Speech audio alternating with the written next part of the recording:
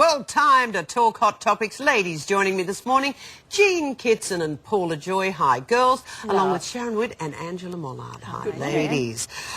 Ladies, I guess Schoolies Week is almost upon the parents of Australia. And a bit of an alarming development. Apparently, some of the kids are now ditching the Gold Coast and Byron Bay to celebrate Schoolies in Thailand. And this boom is being driven by what they suggest as being cheap drugs in Thailand without the usual police scrutiny. So what do you think, girls? Should parents be letting their kids go to Thailand for Schoolies Week? Jump in, whoever. Oh, Jean's got pissed. Mine's already she's salivating. My eldest daughter went to Schoolies at the Gold Coast. And then she went to this moon festival that I thought was all about sort of yoga, like a hippie thing. Then I saw the photos of the vodka in the buckets. Then there are kids who die there. And I think the moon festival is an abomination. Where is I the don't moon think festival? any parent... Where is it? In Thailand. In Thailand. Oh, this is the moon it's on one of the islands. Koh Phi. Oh, okay. Yeah. Is that what it is, Koh Phi? I didn't even know where she went.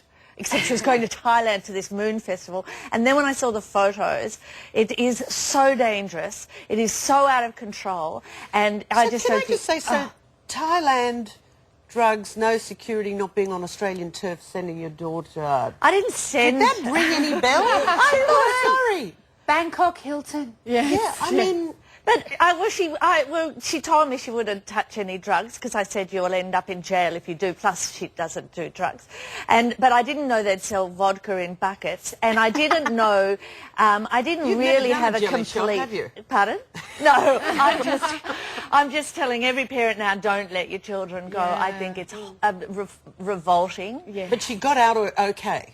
Yeah, she did, but she's... I talked to one of our babysitters last night about this, because I didn't know much about it, and she said there's fire skipping ropes on the beach, so you're, really drunk and you're trying to jump in a skipping rope that's on fire. The dance platforms are really, really high on the beach, so you fall off, you're going to injure yourself. There's none of the... and hospitals are so good in Thailand. Oh, so good. And you can get there so quickly, just a quick flight over to Bangkok to look after your child. The other thing is, on the Gold Coast and Byron, they have the Red Frogs, which are the community and church groups who go around and are just there helping kids out if they get into trouble. They wear a lanyard, so they're with their ID on, which shows what hotel they're at, how old they are, what school they belong to. Far better policing here, I think. Sharon, your view? Yeah, You're a teacher. I'm a teacher, and look, my son's 3 years off, schoolies, so, yeah, he won't be going overseas. But we've got to also remember this is a recent rite of passage. I mean, 20 years ago, there was no schoolies. You just finished school and had a school formal and dinner, and that was it.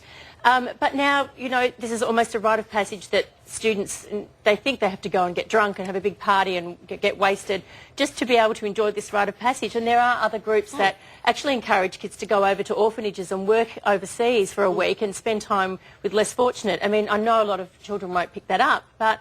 I think we need to stick with our own shores. The dangers of going to Thailand it's with too the dangerous. peer pressure over there. Does anybody agree with it?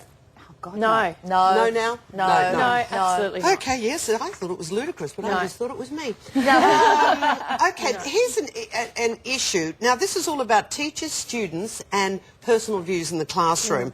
Alan Jones this morning read out some intel from a teacher detailing a school production. Have a listen to this. Students held up signs saying, "No future, the end is nigh, doomsday in X days." Other signs held up during the play related to earthquakes, tsunamis, volcanoes, and one in particular read, "Seas rise, millions lost," whilst the children played dead. So that is a school production in an Australian school. But political views in the classroom, what are the guidelines, Sharon, as a teacher, what are the guidelines? Look, I think every teacher is entitled to their view. I mean, you can't put your views on the children and expect them to accept it. I mean, in my classroom, we have open discussions about things and that it is okay to share your opinion, and I might have one opinion, but that is not...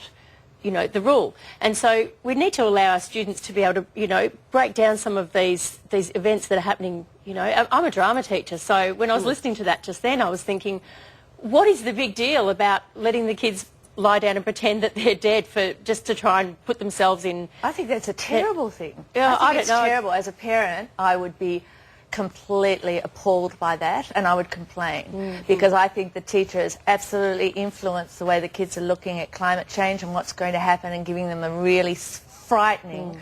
And you're a teacher, and kids are going to be expected to respect your view. It's very hard to debate with a teacher, and then they come home and then their parents don't have the same view, and then you get into this situation where the kids don't tell you what's happening at school because they know the parents are going to say. And who said the teachers write with their own personal political point of views? No, and maybe the teacher on that occasion was trying to get the kids to understand the severity of this issue, maybe. What do you, I think really teachers should stick to the curriculum as much as possible. I mean, there are teachers that I had when I was at school that challenged my thinking, and we had open discussions, and it was great. But if that's little children, I totally see Jean's point. It can be frightening and it can be confusing. So I think in secondary school, when you're in year 7 and beyond, may not rise. And they may not rise. The debate isn't It could be finished. a complete furphy. And, you know, it's the same as propaganda, isn't it, It's really? propaganda. Yeah, it is. Should, well, your view as we wrap it up, Angela? I think wrap it up. But the key thing with kids is ask them the question. Don't answer it. You'll always spark more by asking children what they think rather than answering it yourself. Yeah, but there is a difference, do you not think, between stimulating thought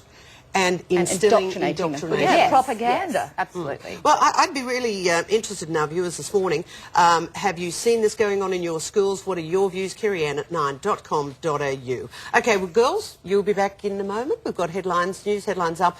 But also, why women who want a pay rise or promotion... Girls, oh, you're out of it, Paul. You can't wear trousers if you want a promotion. Just wear a skirt. You're much better off. We'll look at that issue after this.